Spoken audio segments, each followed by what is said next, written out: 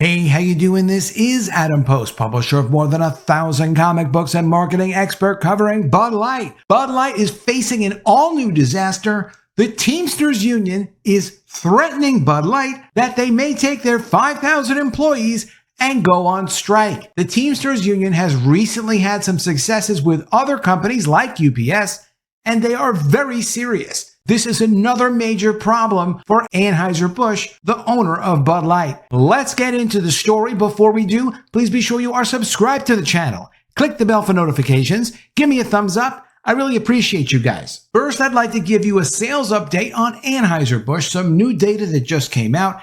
Anheuser-Busch InBev's beer volumes fell 14.5% in the last 4 weeks, notably worse than the market at 2.9%. So while the rest of the beer industry is losing 2.9% of sales, Anheuser-Busch, not just at Bud Light, all of their brands fell 14.5%. Bud Light volumes fell 29.9%. That's the 30% we talk about in these videos all the time. That's a huge drop. I wonder how many employees are going to be left to go on strike after they inevitably have to lay these people off very soon. Budweiser volumes fell 24.9% compared to negative 29.7% and 24.9%. So Bud Light got a tiny bit worse, and Budweiser got the same losses in sales. These are terrible losses in sales. And this is why the stock is still down around $20 billion. Now, on to the story with the Teamsters Union, because this is a very big development for Anheuser-Busch. The Teamsters are coming for Anheuser-Busch. One of the country's biggest unions has set its sights on the country's biggest macro brewer. The Teamsters are taking aim at Anheuser-Busch, and they say it's been a long time coming. Quote, Teamsters have been picking up the tab for this company for too long, according to Jeff Padalero, director of the International Brotherhood of Teamsters Brewery, Bakery, and Soft Drink Conference, in a statement released last week, one day after kicking off bargaining with the firm for a new contract that will cover the approximately 5,000 workers it represents at Anheuser-Busch for the next 5 years.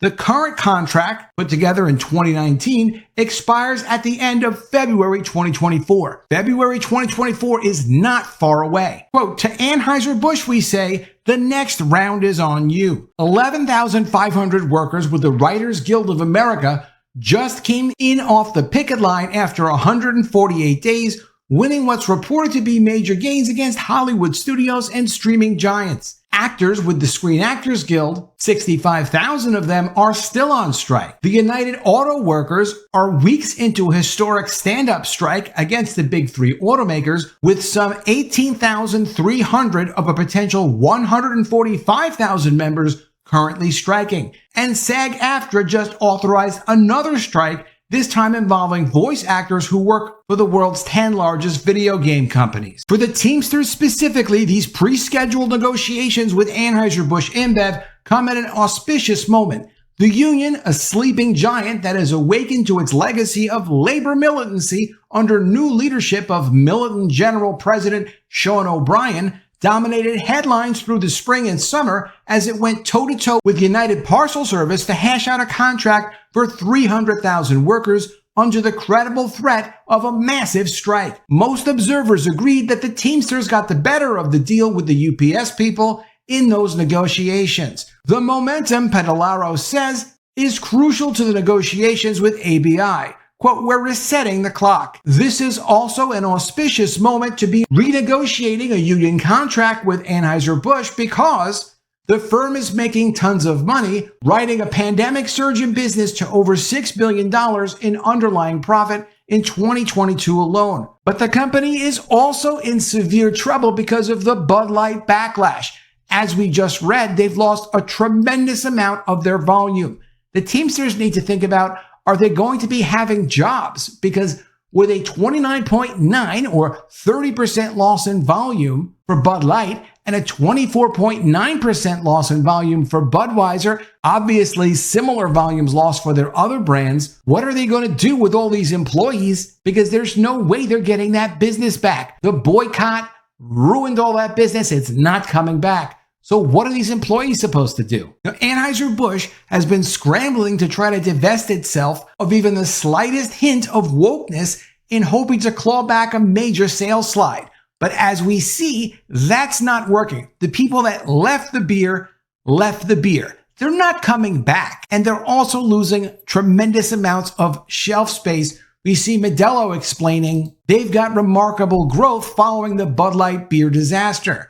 Modelo is also explaining their market gains are structural in nature as the brewer is launching an acceleration plan. The structural nature of the change in business for Molson Coors and for the Anheuser-Busch brands is people walking away from and leaving the Anheuser-Busch brands and going to Molson Coors, going to Constellation Brands, going to their competitors and swapping out the product. Because they rebranded Bud Light as Dylan Mulvaney's beer, it's no longer the beer that it used to be. Quote, this is a very profitable company, Padalaro says. Teamsters members, 5,000 strong across the country, make this company a lot of money, and our position is we shouldn't have to suffer because of management decisions. Well, that's interesting because if you own the company and you make a good decision, the employees should benefit. If you own the company and you make a bad decision, it's unfortunate that the employees are affected, but of course they're going to be affected. Anheuser-Busch has already laid off 2% of its 19,000 person workforce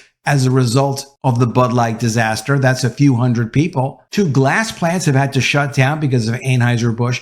Distributors have been mentioning they're laying people off and cutting back on hours because the business just doesn't exist anymore. It's a permanent change. At issue this bargaining cycle are a menu of pain points that negotiators led by Padalaro, who have been involved in these negotiations with Anheuser-Busch in one form or another since 1998, want to see addressed and codified into the next contract. The union's release cites better wages and improved job security for workers across the brewer's 12 macro brewing facilities nationwide, as well as the elimination of a 2-tier healthcare system. Tiered systems that grant different tranches of workers different pay or treatment are typically considered within the labor movement to be tools companies use to divide and conquer a union. In an example of the type of concessionary bargaining that unions, including Teamsters, have agreed to in years past, as they've negotiated from a defensive posture by decades of attrition spurred on by corporate assaults and globalization. Though he declines to, quote, negotiate the contract in the press in detail these days, early weeks across the table from Anheuser-Busch's bargaining team,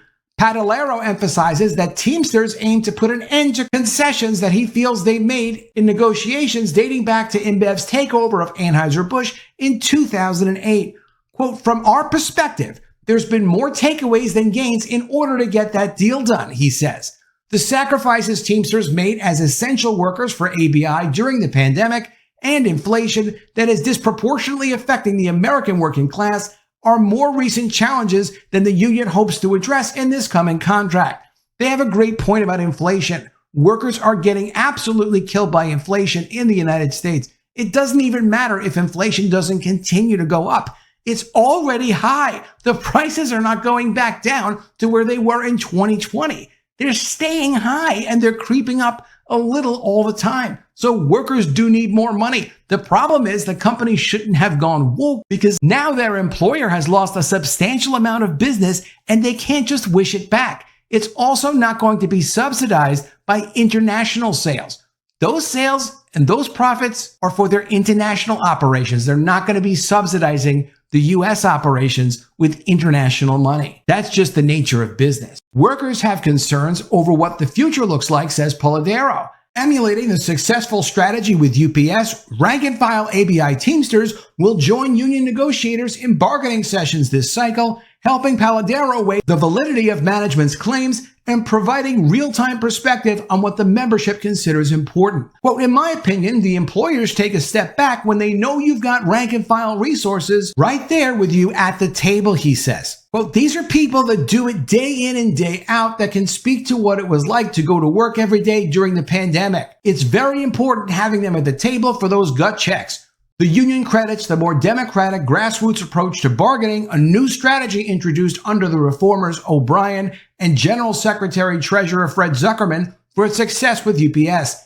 Now ABI will face Teamster rank and file too. Unlike at UPS, where the Teamsters began making noise about the strike readiness nearly a year in advance of the current contract's expiration, Paladero declines to discuss potential escalation tactics. Quote, "I don't think I really want to let Anheuser-Busch know what our playbook is, but the Teamsters are united in solidarity like never before. I just feel bad for these workers because they're in big trouble. They're working for a company that just lost 30% of the volume of its biggest brand and 24% of the Budweiser brand, in addition to losses on other brands.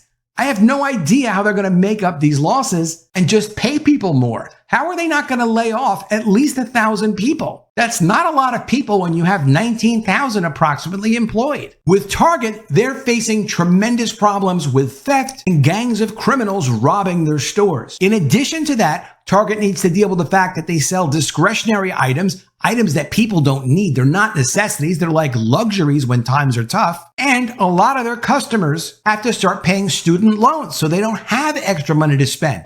In the case of Bud Light and Anheuser-Busch, they self-inflicted a ridiculous wound on themselves because, as it was said in the Guardian article, they were trying to spread the seeds of inclusion tied up with their brands. Not something their customers ever wanted, not something they asked their customers if they wanted. No surveys, they just pushed it out. And now they've lost billions of dollars as a result. In addition to that, they have real problems now because they've got a union they've got to deal with, and they're going to need to lay off a lot of people because they're not making the amount of product they used to make, and it's not going to improve anytime soon.